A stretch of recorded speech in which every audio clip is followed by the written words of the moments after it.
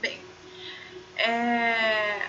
eu comecei a cursar disciplina dentro da engenharia ambiental, uma disciplina chamada pedologia, e eu me interessei muito, que é o estudo do solo, né? E surgiu a oportunidade na mesma época de fazer um estágio aqui na Exalc, no laboratório de química do solo.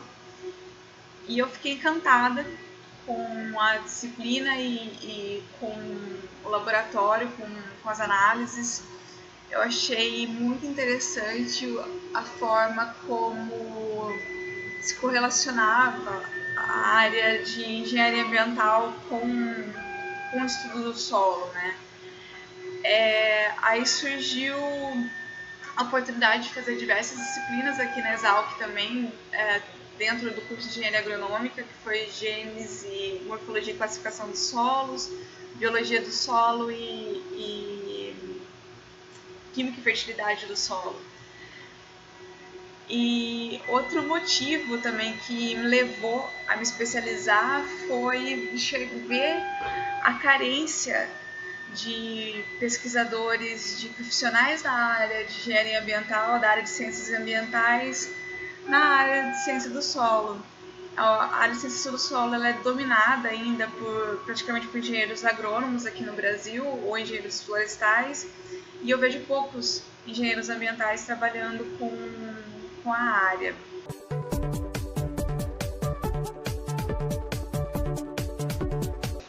A capacidade do profissional da engenharia ambiental perceber e entender a influência de um solo contaminado na saúde humana, seja então pela transferência do metal pesado do solo para a planta, do solo para a planta para o animal, do solo para o ser humano, ou solo, planta e seres humanos. Aí tem diversas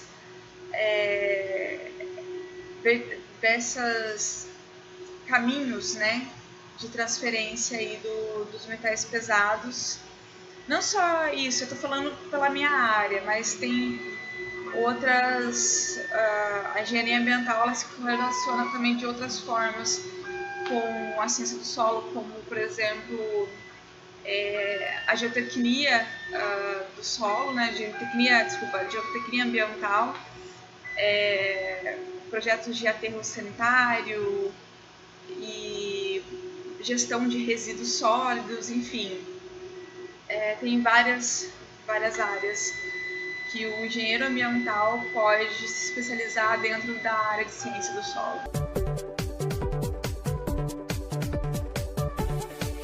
Há diversos elementos, por exemplo, o chumbo. Não há evidências que o chumbo cause câncer, mas, por exemplo, ele afeta em altas concentrações o sistema neurológico e circulatório dos seres humanos.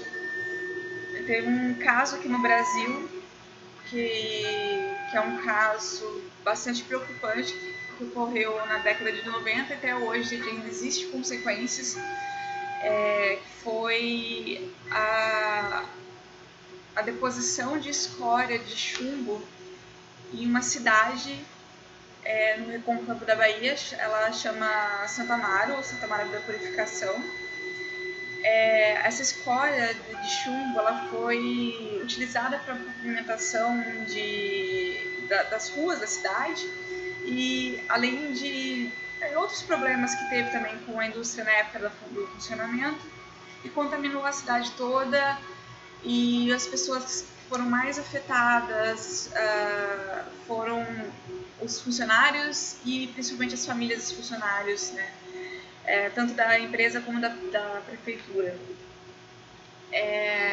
Esse caso ele foi considerado como um dos piores casos de contaminação de chumbo no solo no mundo.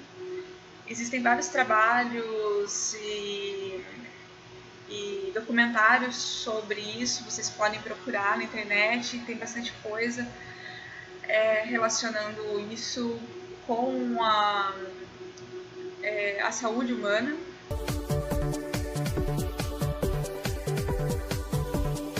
Meu projeto de doutorado ele está basicamente ligado nessa interface solo e seres humanos. Eu avalio a bioacessibilidade e biodisponibilidade de metais pesados, elementos potencialmente tóxicos em seres humanos.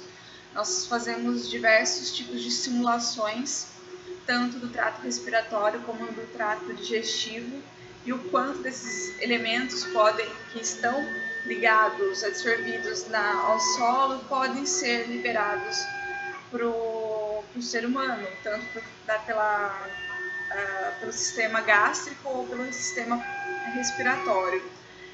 Um dos últimos experimentos que eu tenho feito agora, né, para finalizar o meu doutorado, são com células de intestino humano.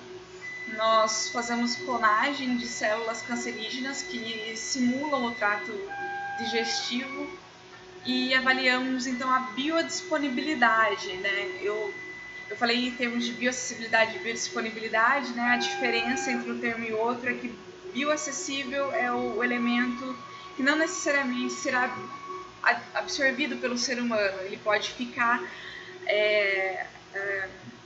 ele pode ser bioacumulativo, né? Então, esse elemento não é transportado para a corrente sanguínea. A partir desses estudos que eu faço com as células humanas, eu posso avaliar o quanto desses metais podem ser absorvidos e serem transportados então para a corrente sanguínea. Então é uma área da ciência do solo nova, nós chamamos de geologia médica ou geomedicina, que envolve muito a área então, aí da ciência do solo com a área médica. Basicamente entender a interação do solo com os metais pesados e a biodisponibilidade, a absorção desses metais em seres humanos. Mas vocês podem estar me perguntando, mas o que tem a ver solo com os seres humanos? Assim, os seres humanos comem solo? Como que vai ter contato direto com com o sistema respiratório, o sistema digestivo? Bem, os metais pesados eles estão presentes em qualquer parte do mundo, né? Seja uma poeira, seja o contato com o solo. E existem duas vias de exposição em seres humanos, que é a exposição direta, seja por ingestão de plantas, né, de vegetais, carnes contaminadas ou até mesmo água potável, água contaminada, e contato indireto, né? A via indireta que seria através do absorção por contato térmico, inalação de materiais particulados ou ingestão involuntária de solo. A ingestão involuntária de solo ela é uma grande preocupação, principalmente em relação a crianças. Crianças são muito curiosas, ou até mesmo por causa estão brincando na terra, no parquinho, aí tá com a mão suja, leva a boca, isso já é uma fonte de contaminação. Então, um dos focos da minha pesquisa é isso, é avaliar o quanto que essa pessoa ou a criança ela pode ingerir desse metal pesado só pelo simples fato do contato da pele dela e levar a boca, né? Quanto desse solo contaminado pode interferir na saúde.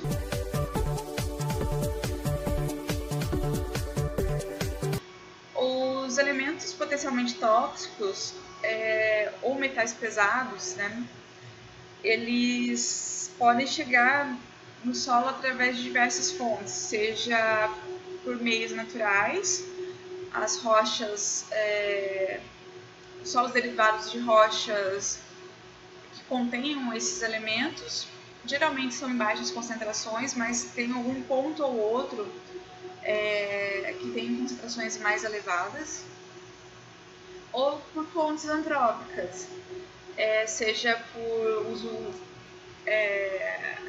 irregular de fertilizantes, despejo de resíduos de forma inadequada, poluição atmosférica emitida por indústrias ou veículos automotores,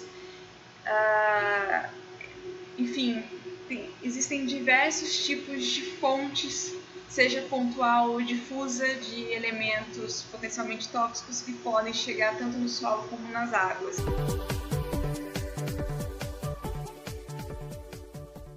Bem, a minha dica é, se você tem interesse, vai fundo, porque é uma área que está carente de profissionais da área ambiental que entendam um pouquinho a mais de poluição e de química. Se você gosta, se tem interesse em trabalhar com poluição, seja poluição atmosférica, poluição da água, poluição do solo, enfim, estude bastante química, estude bastante física, que vai te ajudar no futuro.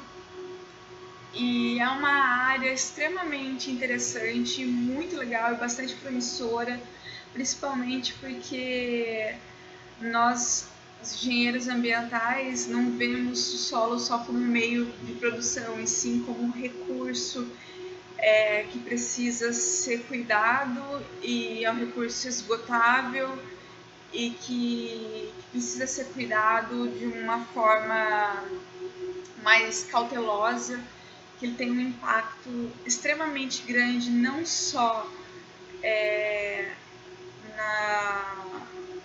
na produção de alimentos, mas também na vida, na saúde do ser humano e na saúde do meio ambiente.